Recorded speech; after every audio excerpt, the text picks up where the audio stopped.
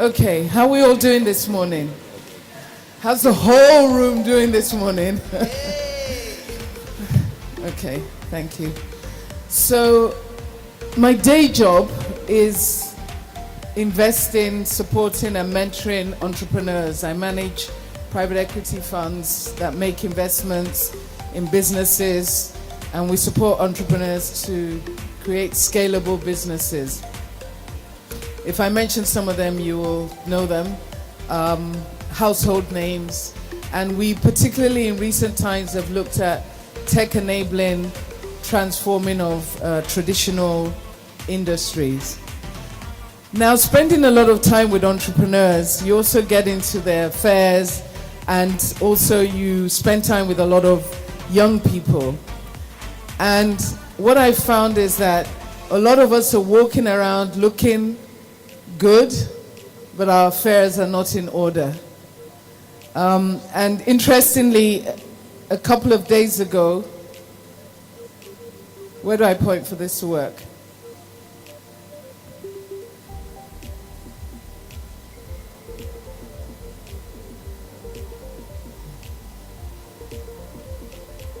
I'm pressing, it's not moving.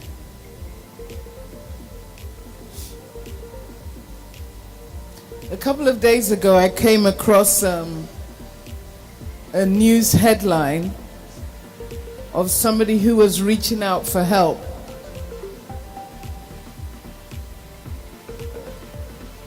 And it resonated with me about, what's going on? Okay, it resonated with me about what people tend to say, even though they're looking good and they're walking around feeling good. The headline says, this is not all the way, right? Next. That's it. I'm 33 and I still don't have any savings. Help.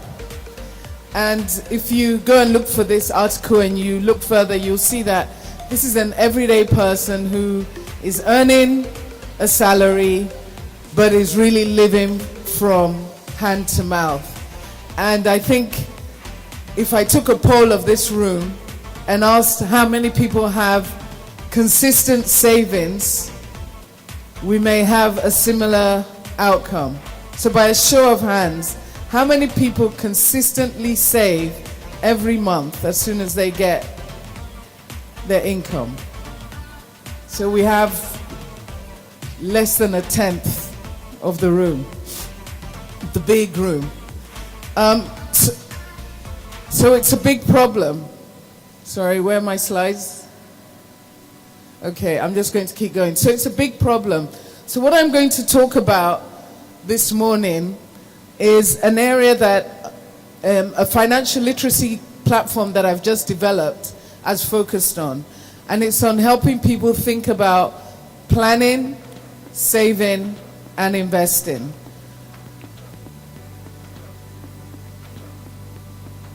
Right. We're not going, so we'll ignore the slides because it looks like we're not going to have slides. The next one. Right, stop there. And it's about, Yellow Cowries is a financial literacy platform which I launched recently, having seen that people are really living from hand to mouth. And I've invested in financial inclusion initiatives, invested in banks, and we see the same problems, not just in Nigeria, in Ghana, in South Africa.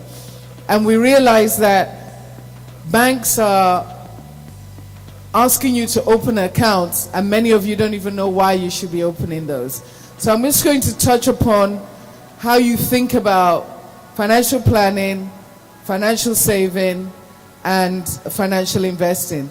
Because really, if your affairs are not in order, you're just one paycheck or one transaction away from poverty.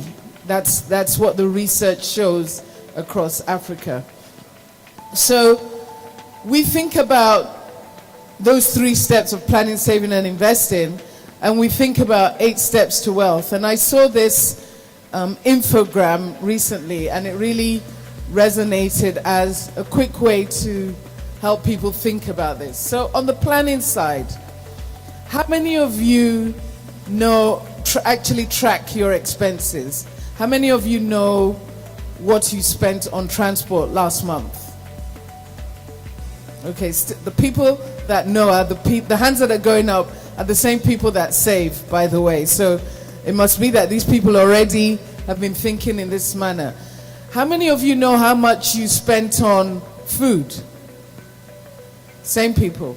Okay, so in the first instance, what you find is that if you're not tracking what you're spending, and therefore you're not planning a budget, it's very difficult for you to even begin to think about how you plan for the future. And therefore, for us, planning for the future means saving and at some level investing. Now, what you also find is that when you don't track your expenses and you don't plan a budget in order to track your expenses, that you actually then spend unnecessarily. You see something and you're like, I'm going to buy that. It wasn't in your plan, but you like it. Or you find that in one particular month, suddenly, because you don't know when people are planning their affairs, 3 people say to you, my daughter is getting married this month. It wasn't in your plan, you didn't plan it before, but you're the first person to take Ashwebi. And you haven't asked yourself, is that a necessary expense for me? Or should I have planned that there's a certain amount that I will put aside for entertainment and ad hoc expenses that I didn't plan for, and therefore stick within that budget? So again, if you're not planning a budget and not thinking about how much you're setting aside for these ad hoc impulse purchases, then you're likely not to be able to have something to save. And I'm even going to come back to the timing of when you think about saving. So, saving money. How many of you spend for the month, and then on the last day of the month, just before you get your payroll, you see what's left and then you save some money? There's nothing left at the end of there's too much month at the end of your paycheck. So when you get to that point, there's nothing left, right? Okay, how many of you, as soon as you get your income, you have determined to put away something to save? Okay, the same people that were saving. And then some people that were not saving before, but now are raising their hands. So maybe you determine to put it away, but then you don't save it. We'll come back to that question. It's important that in your planning, you're also planning how much, apart from your necessities and the niceties, you're also planning immediately to pay yourself. If you're going to save consistently, you have to pay yourself first. In order to pay yourself first, you have to know that you have enough to cover your necessary expenses. The fourth step that we think about is educating yourself. And this is across education for planning, saving, and investing, but also educating yourself so that you can have an income to save. How many of you know that if you don't make money, you can't save money? And in order to boost your ability to save, you need to make income. In order to boost the amount that you make, which then also impacts on what you save, you have to have a good source of income. At least one good source of income. I'm going to come on to more about that. And in order to have a good source of income, you really can't shirk education. So first of all, you need to educate yourself so that you can earn, but you also need to educate yourself about the ways and whys and wherefores of savings and why you should save a particular type of way. Now, how many of us know that in educating ourselves and planning and thinking about saving, that we're not just there are different horizons to what we save for. So can someone very quickly tell me, one of the people that said they're saving, and I'm pointing at you, you can see me. What are you saving towards? Very quickly. Can someone give her a mic, please? Maybe you should come forward and use my mic.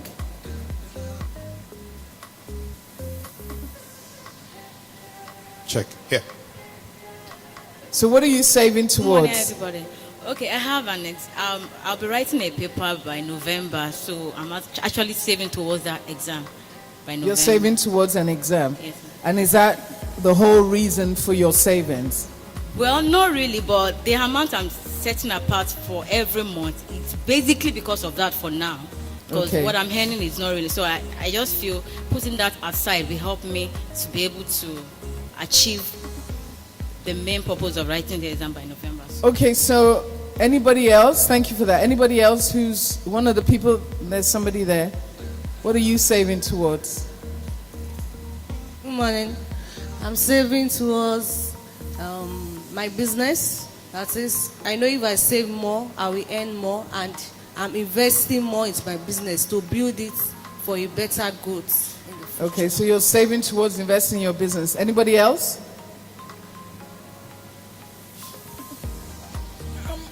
I'm actually saving because I started a small project at home.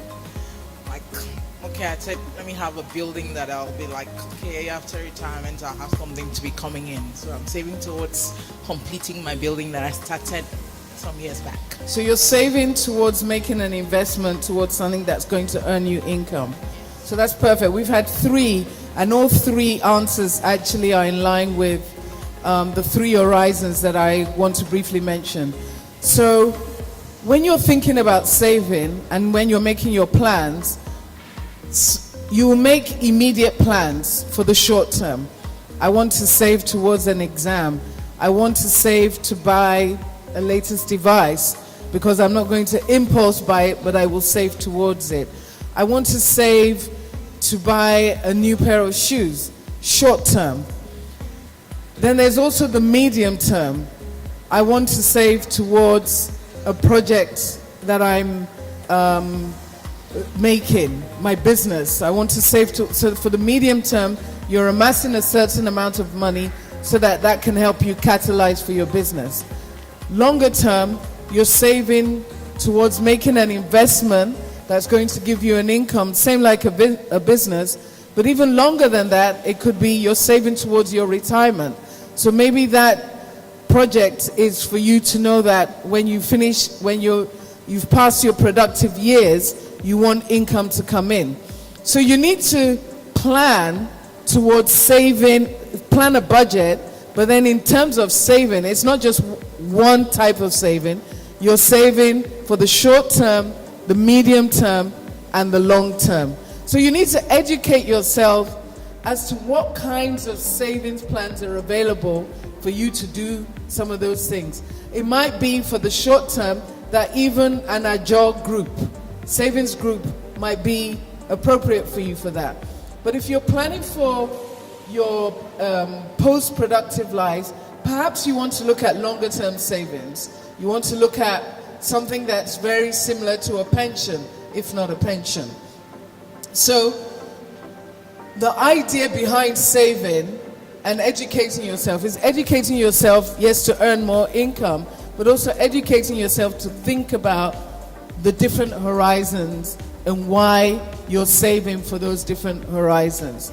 Now, if you have those different horizons, when hiccups come, how many of us know that we can weather the storm? The rule of thumb is that for short term, have about 6 months of your income, six monthly income, the equivalent, put away for short-term emergencies and for those short-term purchases. But you already, even if you're 20 today, you already have to be thinking about saving and investing for your post-productive years, because if something is to happen and you haven't put money away, then, like I said, you're one payment away from disaster or poverty. So you have to educate yourself. And I've touched upon you need to invest the money you've saved. So you put away 6 months emergency, and then as that accumulates, you then move that towards thinking about investing. And if you're going to put away the money that you've saved in towards investing, you also need to be educated about the investable opportunities. I think one of the speakers later on will go into more detail on investments, which is different from savings. You want savings for the short term, for the medium term, and you also want to invest for the longer term. Now, reinvesting profits from your investments, fine. Earlier on I said you want to make sure you have at least an income. Ideally, you want to start thinking about multiple streams of income. And that's a way of you to be able to ensure that you're also able to save for the longer term, but also have something left over to invest. And maybe some of your investments come back as multiple streams of income. How many of us have passions outside of what enables us to make an income regularly? So maybe you like to sing, you like to bake cakes, so a number of you. And how many of us have thought about using those as a way of boosting our income so that we can actually have more to save? So the same people that are putting up their hands are the same people that are having savings. I hope other people that have not been saving are beginning to think about the different horizons. I see someone chuckling to herself like, I really need to get going on this saving matter. Thinking about the different horizons for saving, but also thinking about how you can use the works of your hands to create multiple streams of income, and how you can use investments to create multiple streams of income. Someone said earlier that they're saving towards their business. That means that there's something that's already generating income for them today that is enabling them to save towards a business that is going to give them another stream of income. Someone said they're saving towards a project and for building in their village. Perhaps the rent from that is going to be another source of income. Now, when you hear the word savings, you're thinking, I only earn X amount. I only earn 10 naira. How can I save out of that? Well, the rule of thumb is that, if you put away about 30% for your necessities, your rent, your transport that will get you to your place of work to make income, your fuel, that you then maybe put another 10% away for those impulse, ad hoc matters that come along. Perhaps another 10% for an emergency fund, which could be in the form of insurance. That at least 20% you should be able to then put away to save. So no matter what you have, if you have that philosophy in mind that you have to pay yourself first, you will be able to save something. Because if you try and save after everything else, you're never going to get there. So you have to do it before. Now, ideally, in terms of multiple streams of income, you want passive income that enables you to sleep while something is making money for you. So, you have a building that's giving you rent, or you've built a website to provide education to people, and they can just download your video series, and that's making money for you while you sleep. There are different ways now that you can think about different opportunities. Is anyone in the house that has done anything similar to that, where they're sleeping and a venture is making money for them? Do you want to tell us about that, please, very quickly? Yeah, I'm into network marketing, so I don't really need to go around to get prospects or customers or to get those that will buy my products. But we actually have our home based office at Ikeja, Maryland bus stop. But I do go to office at my convenient hours, and I choose the day I go to the office. I plan myself, and one thing that is interesting about this business is that you have time freedom. And when you have time freedom, you are able to plan ahead of your time, and you are in control of your business. You are the boss of your home. Nobody is trying to tell you that go there, and you are not a kind of person that will depend on other people to tell you what to do. You are the one that will bring innovations about your business, how to grow your business, how to take it to the next level. And the one thing about it is that you don't really need to go about looking for customers. One thing, you have to be connected with the internet. Then you have to know people that are close to you. You have to build relationships. You build close relationships, whether in your church, whether in your place of work. Even one thing about it is that you even build a side income along with it, and it will help you to plan. That's great. So we have a business owner who's doing what we call using other people's time to make money. So that's one way of passive income. She's recruited people to help go out and distribute products. The other thing we talk about is using other people's money, other people's time, other people's money, whether we're reinvesting that or we're getting them to buy a resource from us. But if you can, what you need to do is get to a point where that passive income that's coming in can even just take care of your necessities. If you can get to that point, you're on the way. You're not yet at financial freedom, but you're on the way to financial freedom.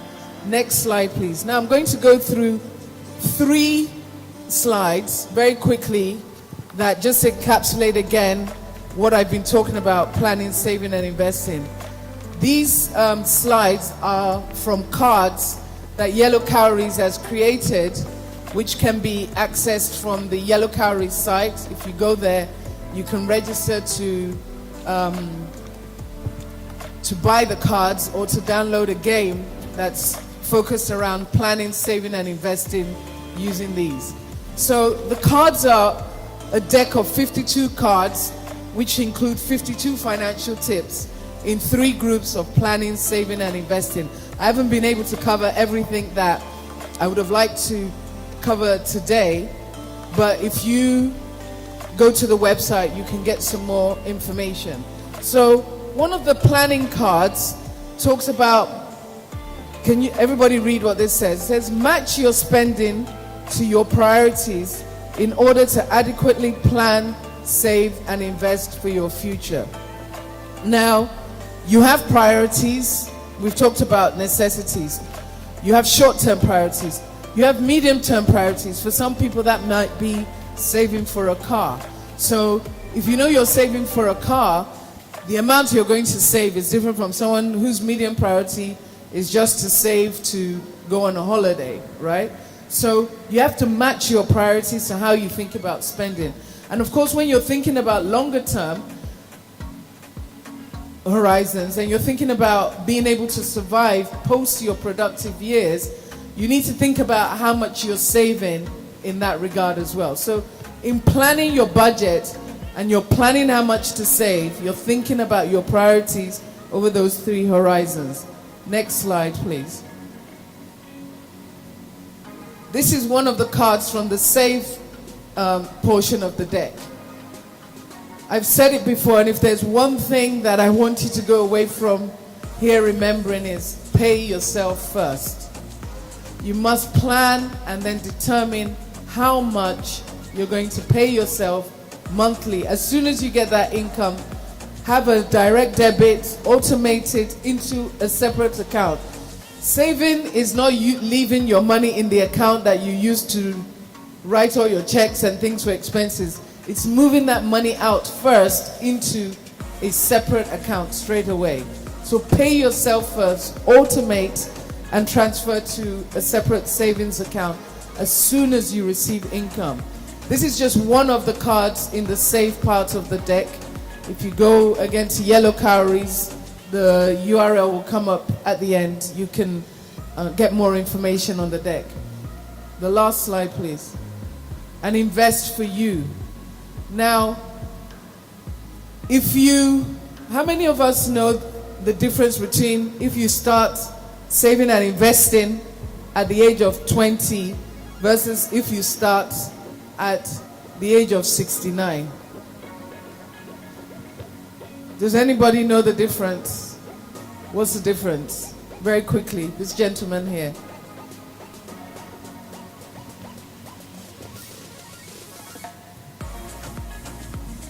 Good morning. I believe there's a big gap between when you started saving at 20, you will have more when you get to 60 or 70, to when you started saving at 69, you have less. Do you know why you have more if you start at 20? Is it just because there's more that you've put in? No, because of time. Okay, so in the interest of time, I'll say why. Because the multiplication effect, if you start at 20 versus the multiplication effect if you start at 69, I mean, it's night and day. So it's not just the amount, because the amount can be eroded by something called inflation. It's also the fact that you're compounding the return. As you make money, you're making more money on the money you've made, etc., etc. So the best time to start, if you haven't already started, is when? Now. So you need to start.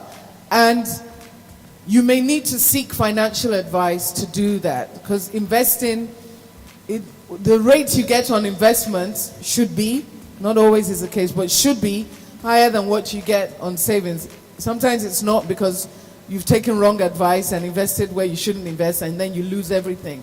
So seek advice so that you can make the right sorts of investments to match your time horizon. Even if you didn't start at 20, there's certain investment types that will help you catch up somewhat, not totally, if you start at a later stage. Again, if you get hold of the deck, go to the website. There's some more information around planning, saving, and investing. I think so this is the website. You can go there. Keep going, please. And these are the tools, the cards, the mobile game. If you go to the website, you can register to gain access to these. And we have some articles around some of the things that I've been talking about today.